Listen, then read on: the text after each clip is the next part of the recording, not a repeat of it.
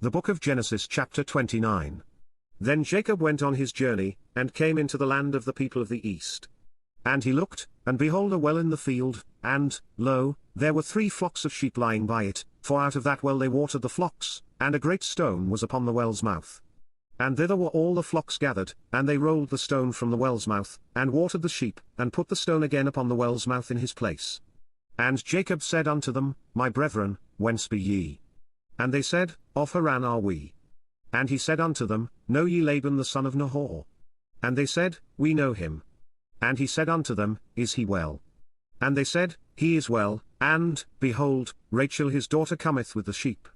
And he said, Lo, it is yet high day, neither is it time that the cattle should be gathered together, water ye the sheep, and go and feed them. And they said, We cannot, until all the flocks be gathered together, until they roll the stone from the well's mouth, then we water the sheep. And while he yet spake with them, Rachel came with her father's sheep, for she kept them.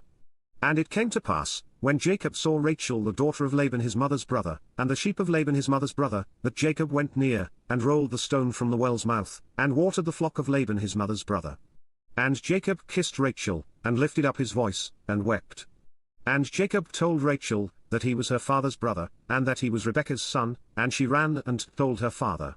And it came to pass, when Laban heard the tidings of Jacob his sister's son, that he ran to meet him, and embraced him, and kissed him, and brought him to his house.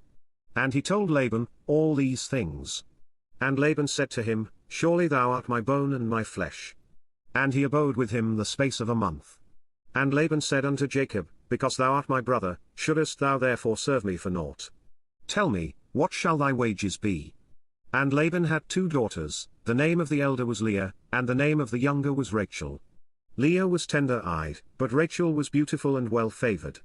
And Jacob loved Rachel, and said, I will serve thee 7 years for Rachel thy younger daughter. And Laban said, It is better that I give her to thee, than that I should give her to another man, abide with me. And Jacob served 7 years for Rachel, and they seemed unto him but a few days, for the love he had to her. And Jacob said unto Laban, Give me my wife, for my days are fulfilled, that I may go in unto her. And Laban gathered together all the men of the place, and made a feast.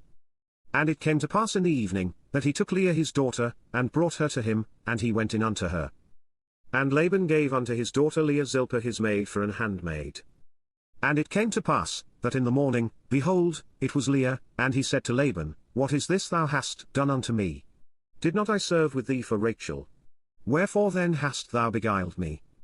And Laban said, It must not be so done in our country, to give the younger before the firstborn.